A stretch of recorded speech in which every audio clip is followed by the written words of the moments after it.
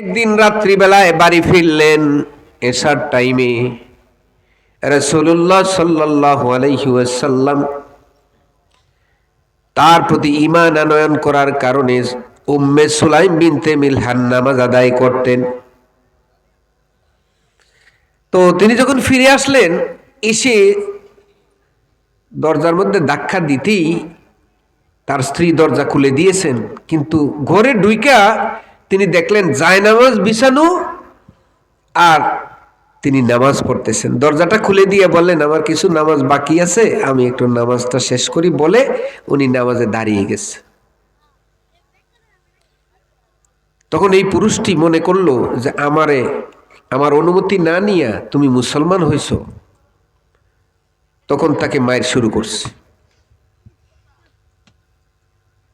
তো তার ছোট বাচ্চা, তার নাম হলো আনাস বিন মালিক। আনাস রাসূলুল্লাহ সাল্লাল্লাহু আলাইহি সাল্লামের একজন খাদেম। নাম শুনেন নাই?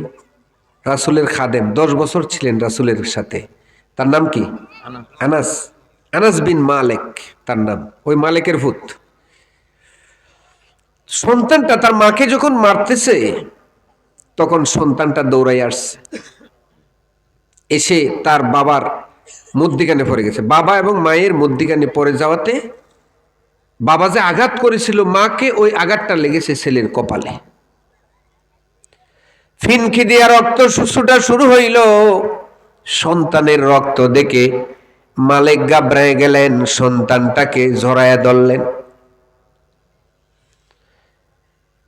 এই দুঃখে তিনি আর এই বাড়িতে রইলেন না। তিনি বললেন, আমার স্ত্রী মুসলমান হয়ে গেছে, এই সংসারে আমি আর থাকবো না।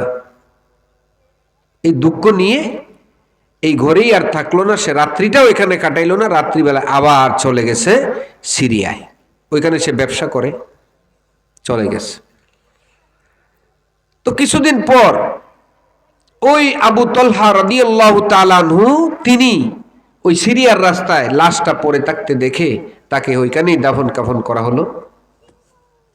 করে আবু তলহা দেশে ফিরে আসলেন, মক্কায় ফিরে আসলেন। আইসা পরে ওই উম্মে সুলাইমের কাছে সংবাদ পৌঁছায় দিছে যে আপনার স্বামী মারা গিয়েছে। এখন উম্মে সুলাইম একা হয়ে গেলেন।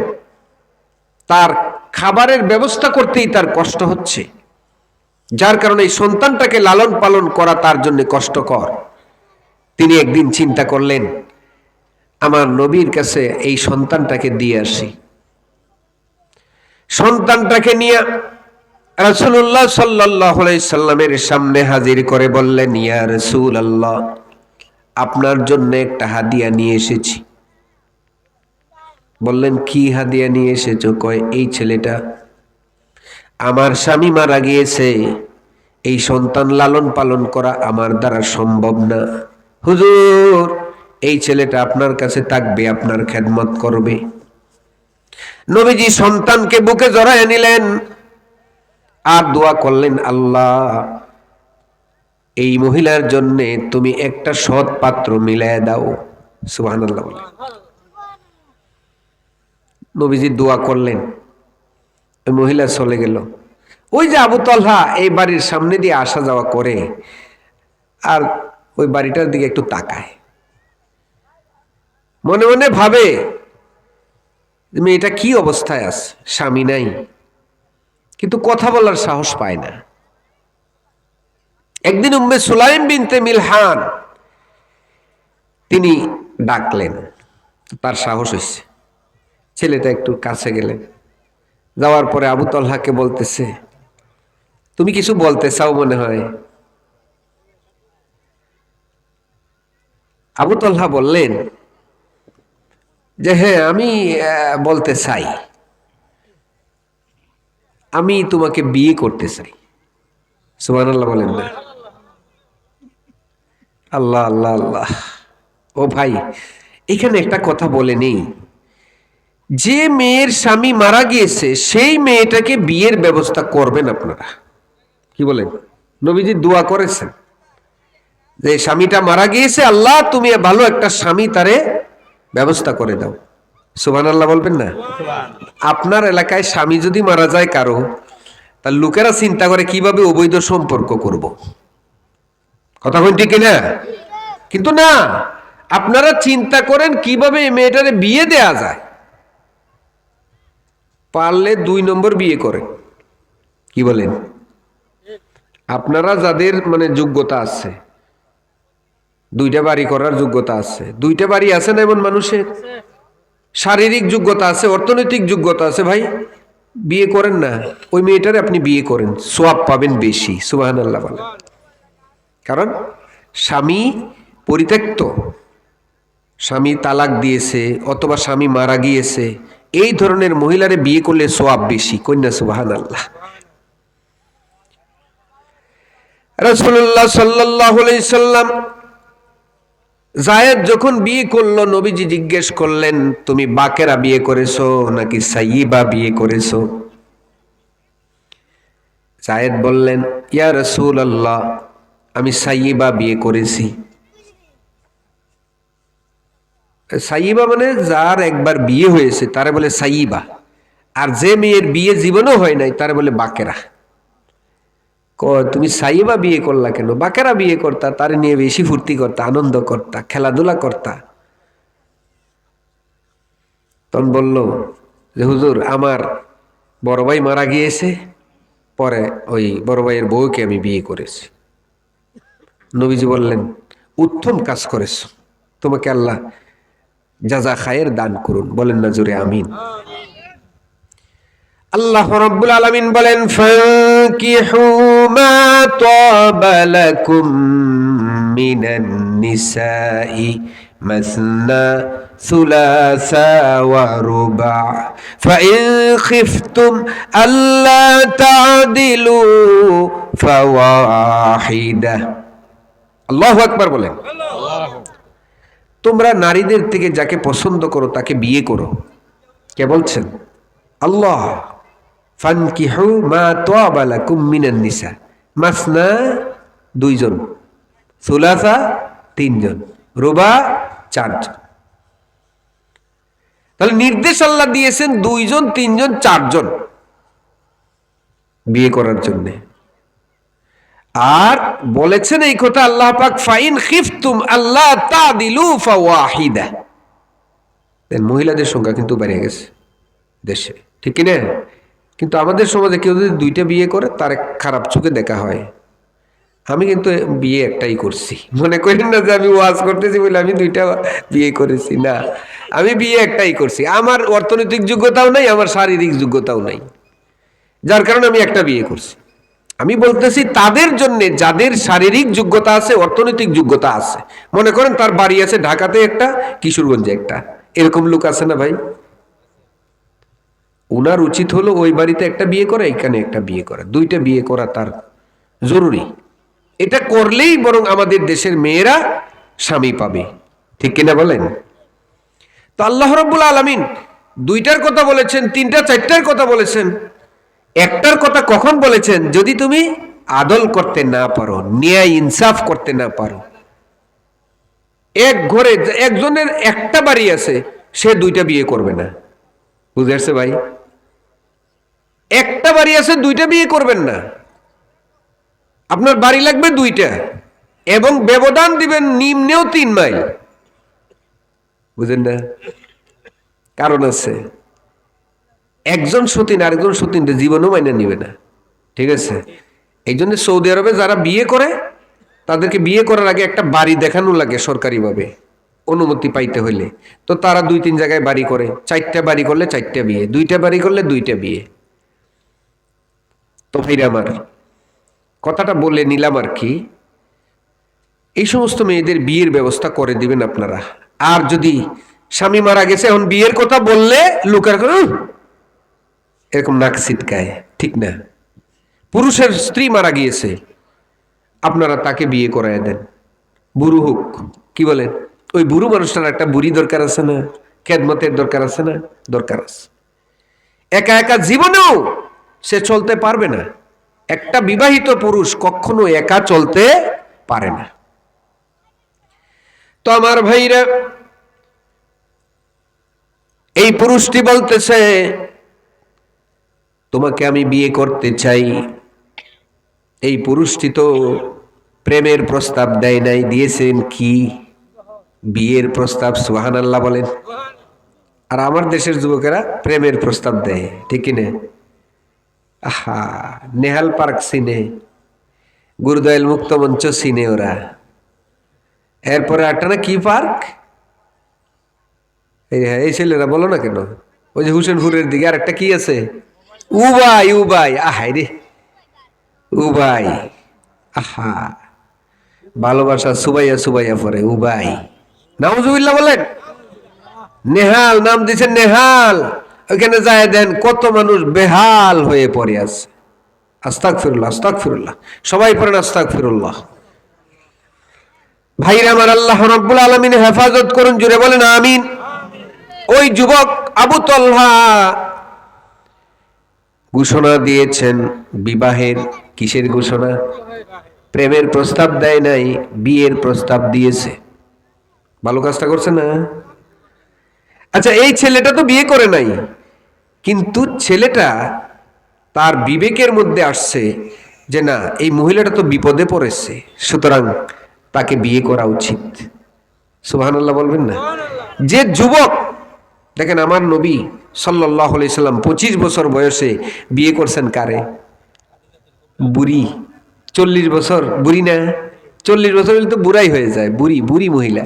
আহা, 40 বছরের মেয়েটাকে বিয়ে করে, মহিলাকে বিয়ে করে আমার নবী আদর্শ হয়ে আছেন, ঠিক কিনা বলেন? আমার নবী আদর্শ হয়ে আছেন সমগ্র বিশ্ববাসীর কাছে, যে তিনি যৌবনের শুরুর দিকে তিনি বিয়ে করলেন একজন বুড়িকে। এখান থেকে শিক্ষণীয়। আবু তলহা তিনি বিয়ে করতে চাইলেন একটা বিবাহিত মহিলাকে, একটা বাচ্চার মাকে।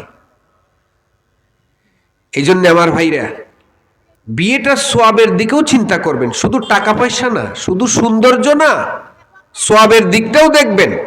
একটা গরিবের মেয়ে, সে দেখা যায় চরিত্রবান, তারে বিয়ে করেন। কি বলেন? আপনার ছেলেকে বিয়ে করাবেন, শুধু ধনী ধনী দেখেন, ধনীর মেয়ে দেখেন।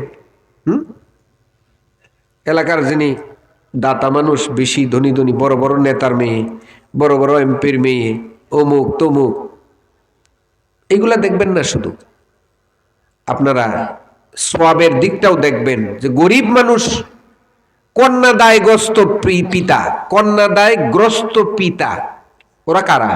মেয়েটাকে বিয়ে দিতে পারে না টাকার অভাবে। আছে না এমন মানুষ ভাই? ওই সমস্ত মেয়েকে বিবাহের প্রস্তাব দেন আপনার ছেলের জন্য, আপনার নাতির জন্য, এগুলি করেন। আবু তালহা বললেন আমি তোমাকে বিয়ে করতে চাই। উম্মে সুলাইম বিনতে মিলহান তিনি বললেন ভাই, আমি মুসলমান, তুমি তো ইসলাম কবুল করো নাই, আমি শর্ত দিলাম তুমি যদি ইসলাম কবুল করো আমি তোমাকে বিয়ে করব। সুবহানাল্লাহ বলে। কোন মেয়ে যদি বলে তুমি যদি নামাজি হও, এক সিল্লা দাও, ইসলামের পথে কাজ করো, ইসলামী আন্দোলনের কর্মী হও, তাহলে আমি তোমাকে বিয়ে করব, উম্মে সুলাইমের মতো সওয়াব পাইব। কন্যা সুবহানাল্লাহ। মেয়ে যদি বলে তুমি যদি দাড়ি রাখো তাহলে আমি তোমাকে বিয়ে করব, কি বলেন? এমন মেয়ে আমাদের দেশে আছে কিনা? আছে নাকি? আমি পাইছি না। কোন মেয়ে বলেছে যে তোমার মুখে যদি দাড়ি রাখো তাহলে আমি তোমাকে বিয়ে করব? বলে নাই। মেয়েরা জিজ্ঞেসও করে না, ধনির দুলাল হলে জিজ্ঞেসও করে না ছেলে কি কোরআন পারে, ছেলে কি নামাজ পড়ে, ছেলে কি কোরআন পড়েছে। কথা বলেন, এগুলি করে না তো। কিন্তু মেয়েদেরকে তো এটাই দেখা দরকার, কি বলেন, যে ছেলেটা ইসলাম মতো তার জীবন পরিচালনা করে কিনা। দেখছেন, এই জন্য আমাদের সমাজ থেকে, সংসার থেকে সুখ নামক বস্তুটা আস্তে আস্তে দূরে সরে যাচ্ছে, ঠিক কিনা? এই জন্য তাহলে শর্ত কি দিয়েছে মহিলা? শর্ত কি দিয়েছে? ইসলাম যদি কবুল করো তাহলে আমি তোমাকে বিয়ে করব। তিনি বললেন, তাহলে আমি দুঃখিত, আমার বাপ দাদার ধর্মে চুন কালি লাগাতে পারবো না। ওই ছেলেটা চলে গেল। কিন্তু নবীজি দোয়া করেছেন, আল্লাহ তুমি উম্মে সুলাইমের জন্য একটা বরের ব্যবস্থা করে দাও। দোয়াটা করেছে, দোয়াটা নবীজির কবুল হয়ে গেছে। সুবহানাল্লাহ। এই যুবকটি যখন ঘুমালো, গভীর রজনী ঘুমের মধ্যে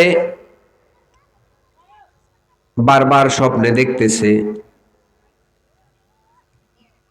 একটা মেয়ে, রাসূলুল্লাহ সাল্লাল্লাহু আলাইহি সাল্লাম একটা মেয়েকে নিয়ে এসে তার সামনে হাজির।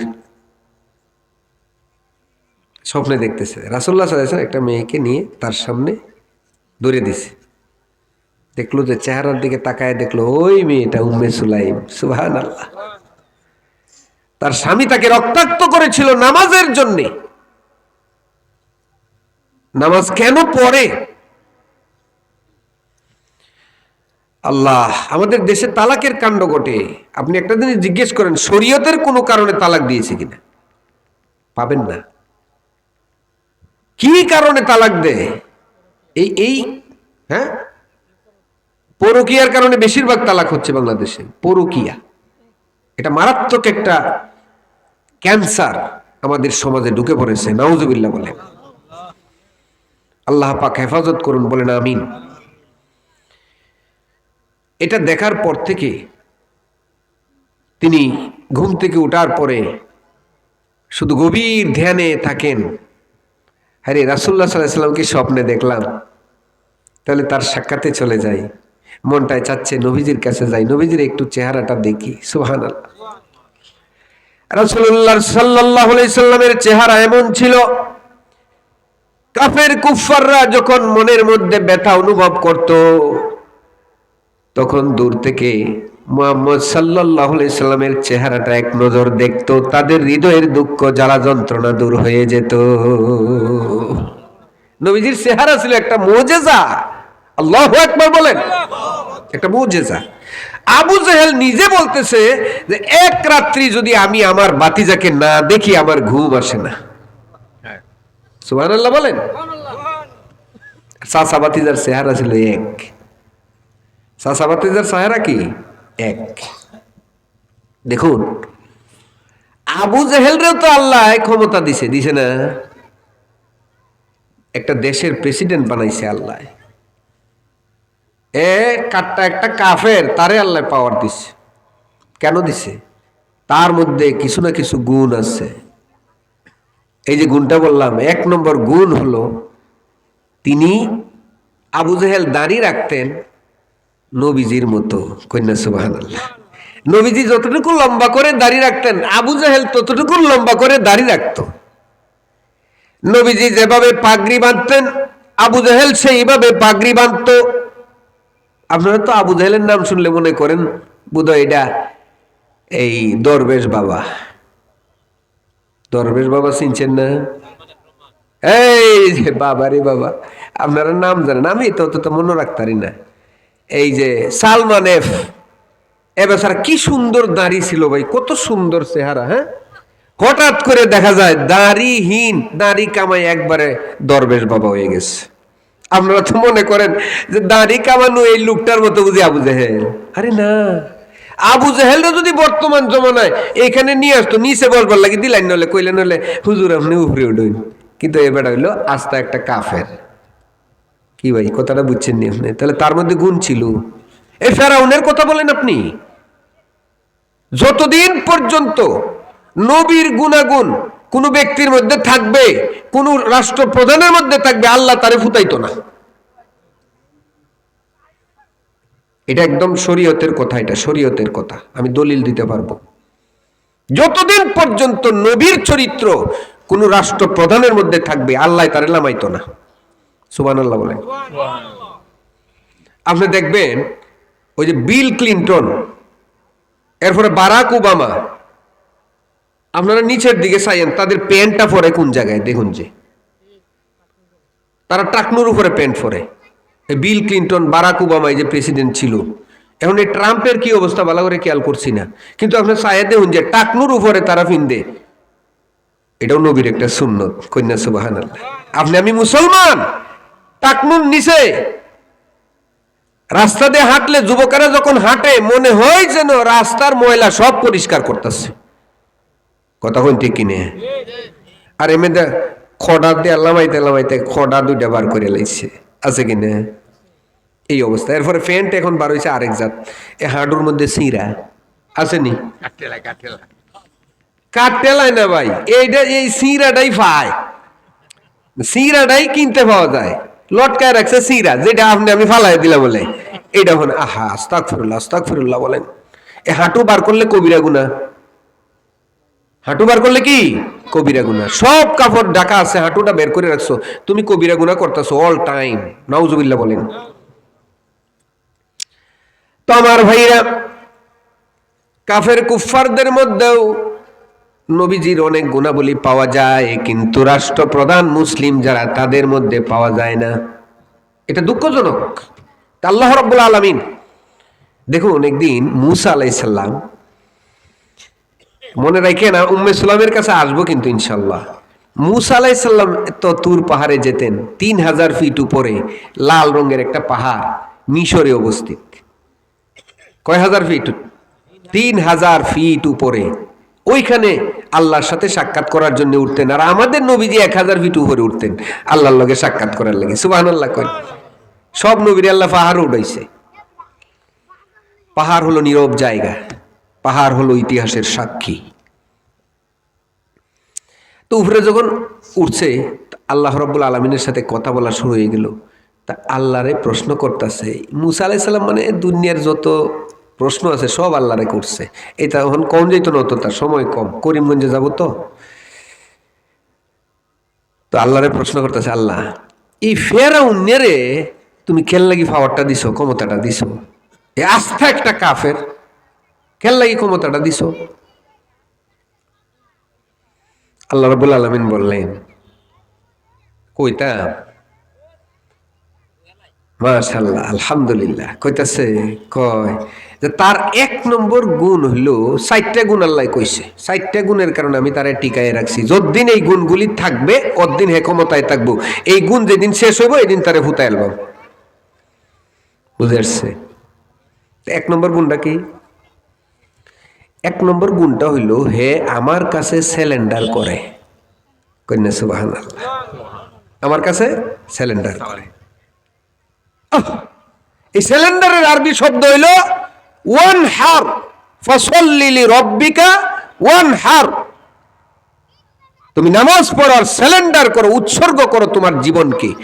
ইন্না সলাতি ওয়া নুসুকি ওয়া মাহইয়ায়া ওয়া মামাতি লিল্লাহি রাব্বিল আলামিন। আপনি সিলিন্ডার করেন আপনার জীবন, আপনার মরণ, নামাজ, কোরবানি, সব কিছু কার জন্যে? আল্লাহর জন্য। সে সিলিন্ডার করে, 1 নম্বরে সিলিন্ডার। কিন্তু আমাদের দেশের যারা পাওয়ারে যায়, যারা ক্ষমতায় যায়, তারা মনে করে আমারে আর 40 সালের আগে কেউ লামাইতো পারতো না। সিলিন্ডার করছে আল্লাহর কাছে, করছে। এই সিলিন্ডার যখন করলো না, যখন বেশি দাম্ভিক হয়ে গেছে, আল্লাহ রাব্বুল আলামিন এক দেখাইনে আবাবিল ফাটাইয়া ধ্বংস করে দিছে। সব শেষ, কোটি কোটি টাকার সম্পত্তি পড়ে আছে, মালিক নাই। কথা বলেন ঠিক কিনা? কি বুঝলেন? সিলিন্ডার নাই। আল্লাহকে সিলিন্ডার করতে হবে, 1 নম্বর শর্ত। ফেরাউন দিনের বেলায় যত মাতবরি করো, দিনের বেলায় যত প্রভুত্ব করো, কানা রব্বুকুমুল আলা, সে নিজেকে রব দাবি করে, সে নিজেকে প্রভু দাবি করে। কিন্তু রাতের বেলায় মুসা তুমি জানো না, রাতের বেলায় তার আলাদা একটা কক্ষ আছে। সেই কক্ষের মধ্যে দরজা লাগায়া দোকানে হাত বাড়াইয়া আমাকে সেজদা দেয়, দোকানে হাত বাড়ায় আমার কাছে মাফ চায়, বলে আল্লাহ আমি যে নকল খোদা, আমি তো বিশ্বাস করি, আমি যে নকল, রব, আমি এটা বিশ্বাস করি, তুমি হলে আসল রব, তুমি আমাকে বাঁচাও। সুবহানাল্লাহ বলবেন না? তাহলে আল্লাহর কাছে পছন্দ হয়েছে এটা। যত বদমাইশি করুক, আচ্ছা রাত্রিবেলায় এত সিলিন্ডার করছে, সেজদা তো আমার কুদরতি পায়ে দিছে। সুবহানাল্লাহ বলেন। তাহলে কি ফেরাউনে ক্ষমতা পাওয়ার 1 নম্বর শর্তটা বুঝছেন তো আপনি, সিলিন্ডার করতে হইব। আমাদের দেশেও যারা ক্ষমতায় যায়, যখন প্রথম প্রথম যায়, তখন দেখবেন মাথার মধ্যে সুন্দর করে কাপড় চোপড় দিছে, সুন্দর করিয়া। যখন কিছুদিন পাওয়ার স্থায়ী হয়ে যায়, তখন আস্তে আস্তে ফরতে তাহে। কথা বলেন ঠিক কিনে? আহা, প্রথম প্রথম ক্ষমতায় যাওয়ার আগে বুটের লাগি আইছে, দেখুন কি সুন্দর টুপি মাথার দিয়ে সুন্দর করে আইছে। যখনই মানে পাওয়ারে গেছে, তখন আর টুপিও নাই, নামাজও নাই, কিছুই নেই। কথা বলেন ঠিক কিনা? 1 নম্বর সিলিন্ডার। 2 নম্বর কারণ হলো তার একজন মা আছে। ফেরাউনের মা আছে, শতবর্ষী মা, 100 বছরের উপরে তার বয়স। ফেরাউন সারাদিন রাষ্ট্রীয় কার্য সেরে রাত্রিবেলায় তার মায়ের কাছে যায়, পা থেকে মাথা পর্যন্ত তেল মালিশ করে দেয়। দিনের বেলায় যত ব্যস্ততা থাকুক, নিজ হাতে মাকে গোসল দেয়। দুনিয়ার মধ্যে কোনো সন্তান যদি মারে খেদমত করে, মা যদি দোয়া করে, আমি তাকে তার দোয়া কবুল করি। সুবহানাল্লাহ। মায়ের এত সেবা, এত সেবা, মা তার প্রতি সন্তুষ্ট। মা সব সময় দোয়া করে আল্লাহর কাছে, আল্লাহ তুমি আমার ফেরাউনকে ঠিকায়া রাখো। কন্যা সুবহানাল্লাহ। হঠাৎ করে সে বড় দাম্ভিক হয়ে গেছে। দাম্ভিক হয়ে যাওয়ার পরে ওই সিলিন্ডারগিরি শেষ, হায়াত কমতেছে। হায়াত কি কমতেছে? মা মৃত্যুবরণ করেছে, হায়াত 50% কমে গেছে। 4টা কারণে আমি ফেরাউন রেখেছি, কিন্তু হায়াত কালি কি কমতেছে কমতেছে। এরপর আরেকটা মায়ের দোয়া, আরেকটা হলো ফেরাউনের দাড়ি মূসা আলাইহিস সালামের দাড়ির মতো ছিল। ফেরাউনের পাগড়ি মূসা আলাইহিস সালামের পাগড়ির মতো ছিল। ফেরাউনের জুব্বা মূসা আলাইহিস সালামের জুব্বার মতো ছিল। এটাকে বলে তাশবীহ। মান তাশাব্বাহা বিকাউমিন ফাহুয়া মিনহুম। ফেরাউনের খুব চালাক আছে।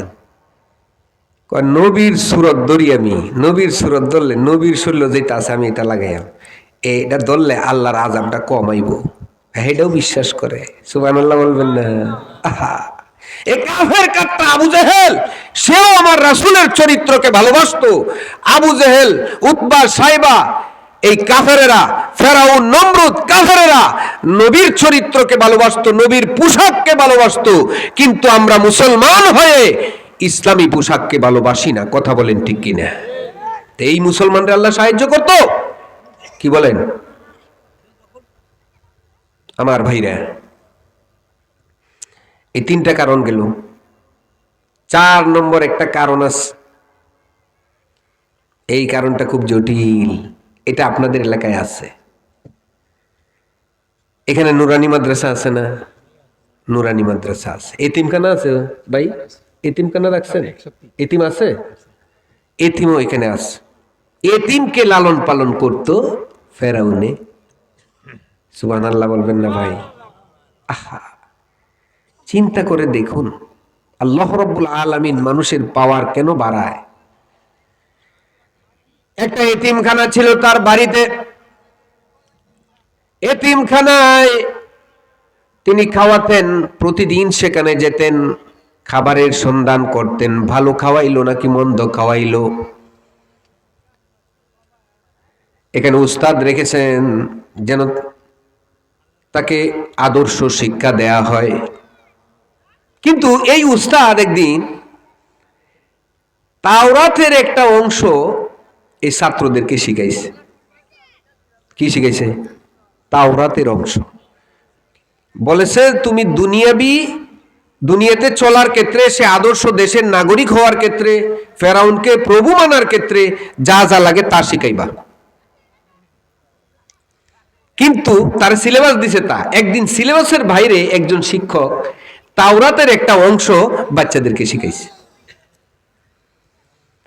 অনেক সময় সূরা, মনে করেন যে হিন্দু লোকটাও দেখবেন অনেক সময় একটা সূরার অংশ বলতে পারে।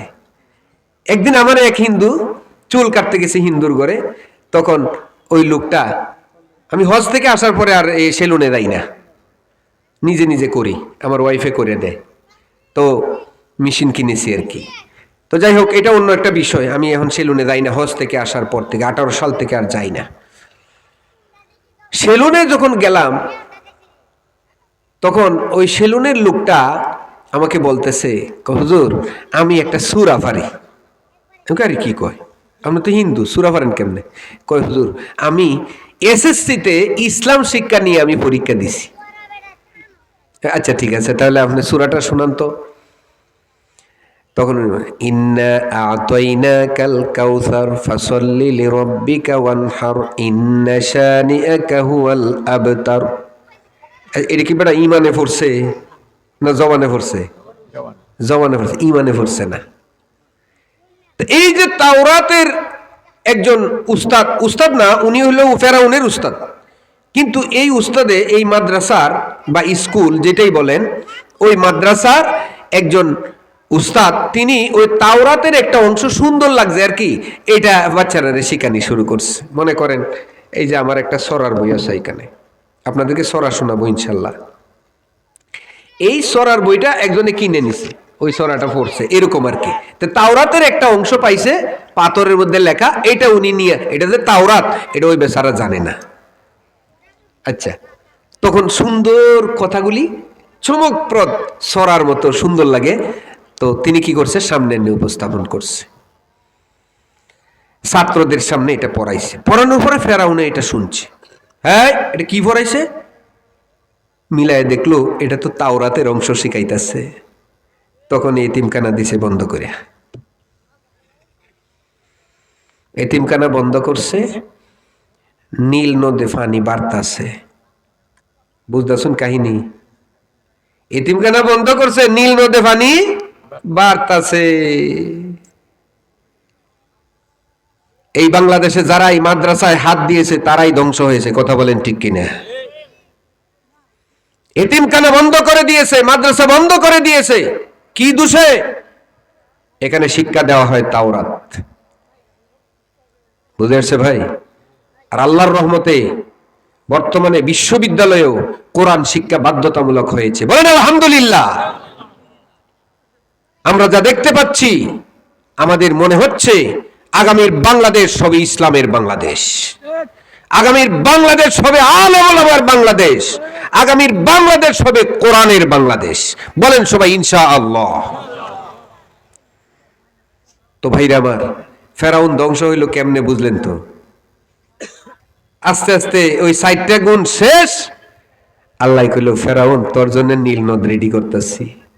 60টা গুণ শেষ, এইবার তুমি কি করবা? নীল নদে ডুবলো, গড়গড় শুরু হইল। এবার কইতাছে আল্লাহ, আমি মূসা যে আল্লাহর প্রতি বিশ্বাস স্থাপন করছে, সেই আল্লাহর প্রতি আমি বিশ্বাস স্থাপন করলাম। সরাসরি কয় না, সরাসরি কোক আল্লাহ তোমার প্রতি আমি ঈমান আনলাম, এই কথা না কয়ে মূসা যে আল্লাহর ঈমান আনছে, আমিও এই আল্লাহর ঈমান আনলাম। তুমি ঘুরায় গাড়ায় গেছে তো বেড়াগিরি হের কমে না।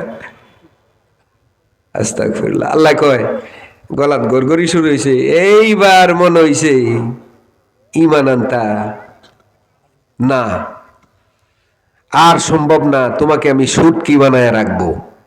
এই বিশ্বের জমিনে যারা এই 4টা কাজ করবে তারা সম্মানিত হবে, আর যারা এই 4টা কাজ বাদ দিবে তারা অপমানিত হবে। বুঝে আসছে ভাই? ওইটা বুঝাই দিলাম। এইবার আসেন, আমার বয়ান শেষ, আমরা উম্মে সুলাইমের কাছে চলে যাই, উম্মে সুলাইমরে বিয়া দেয়া এরপরে আমি যাব করিমগঞ্জ, ইনশাল্লাহ আপনাদের কাছে দোয়া চাই। ভাইরা আমার, উম্মে সুলাইম বিনতে মিলহান অপেক্ষায় আছে কখন মুসলমান হয়ে আসবে। আল্লাহু আকবার। ভাইরা আমার, রাসূলুল্লাহ সাল্লাল্লাহু আলাইহি সাল্লামের চেহারাটা স্বপ্ন যোগে দেখেছে, বাস্তবে দেখার জন্যে আবু তালহা পাগল হয়ে গেছে। ঘুরতে ঘুরতে ঘুরতে ঘুরতে আবু জাহেলের বাড়ির পূর্ব পার্শ্বে নবীজির ঘরে যায় হাজির। সুবহানাল্লাহ বলে। দূর থেকে দেখে কাছে আসে না, দূর থেকে দেখে দেখে এত ভালো লাগতেছে, আস্তে আস্তে কাছে আসতেছে। নবীজির চোখ পড়ল, আই কন্টাক্ট হয়ে গেল। রাসূলুল্লাহ সাল্লাল্লাহু আলাইহি সাল্লাম আবু তালহাকে ডাক দিলেন, হাত ইশারায় কাছে আস। কাছে আসলেন, জিজ্ঞেস করলেন, লিমাযা জিতা ইয়া আবা তালহা, কেন আসলে আবু তালহা আমার কাছে? আবু তালহা বলতেছে, ইয়া রাসূলুল্লাহ, আমাকে আপনি পড়ায় নেন লা ইলাহা ইল্লাল্লাহু মুহাম্মাদুর রাসূলুল্লাহ সাল্লাল্লাহু আলাইহি সাল্লাম। তিনি মুসলমান হয়ে গেলেন। আলহামদুলিল্লাহ বলেন। এবার বিয়ের কথা তো এখন উঠার কথা, কথা না। নবীজি বলতে পারতেন তুমি ওই মেয়েটারে বিয়ে করো না, বলে নাই। আবু তালহা বলতে পারতেন, ইয়া রাসূলুল্লাহ, আমি একটা মেয়েকে ভালোবাসি বা বিয়ের প্রস্তাব দিয়েছি, কিছু কথা হয়নি। তিনি মুসলমান হয়ে রাস্তা ধরে যাওয়া শুরু করলেন বাড়ির দিকে। প্রতিমধ্যে একটা সুন্দরী মেয়ে রাস্তা ছেড়ে, যুবক, টকবগে যুবক আসতে দেখে মেয়েটি রাস্তা ছেড়ে দৌড়াচ্ছে। কারণ ওই সময় যুবকদের অধপতন এমন ছিল, একটা মেয়েকে যদি একা একা পায় তাহলে তার চরিত্র নষ্ট করে দেয়, তার সম্মান ইজ্জত নস্যাৎ করে দেয়। মেয়েটি ভয়ে রাস্তা থেকে নেমে দৌড়াচ্ছে। আবু তালহা ডাক দিয়ে বললেন, শাহাদত আঙ্গুলি সোজা করলেন। এই শাহাদত আঙ্গুলি সোজা করলে ওই সময়ে বোঝা যাইত মুসলমান হয়ে গেছে, যুবকটি মুসলমান হয়েছে, এই জন্য শাহাদত আঙ্গুলি সোজা করে। সুবহানাল্লাহ বলে। এই জন্য কাফের কুফফারদের সামনে কোন যুবক যদি শাহাদত আঙ্গুলি সোজা করে, কাফের কুফফারে তার আঙ্গুল ভেঙে দিত।